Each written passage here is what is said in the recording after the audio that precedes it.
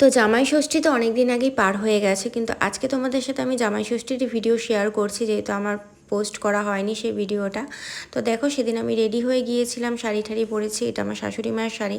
আর গরমের জন্য আমি হালকা মেকআপই করেছি। তারপর তীর্থকে নিয়ে, ছেলেকে নিয়ে বাড়িতে চলে এসেছি। এই যে ট্রলিটা দেখতে পাচ্ছ, এটা আমার ছেলের ট্রলি। এই ট্রলিটাতে করেই আমি জামা কাপড় এনেছি। আর মা এদিকে গুছিয়ে নিল নিয়মগুলো করবে বলে। আর আমার ছেলে দেখো হা করে দেখছে।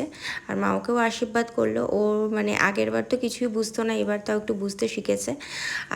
আর সেদিন না প্রচণ্ড গরম ছিল, আর আমি অনেক কিছু নিয়ে এসেছিলাম খাবার, যেগুলো ভিডিও করা হয়নি। মিষ্টি, দই, তারপরে আইসক্রিম, অনেক কিছু খাবার জিনিস নিয়ে এসেছিলাম।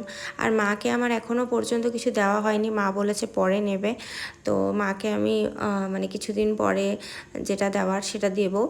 আর তারপরে মা আমাকে আশীর্বাদ করলো, পাখা দিয়ে হাওয়া ফাওয়া করলো। আর আমার ছেলে না এসি দেখলে পাগল হয়ে যায়। আর তারপরে মা সাজিয়ে গুছিয়ে তীর্থকে খেতে দিল।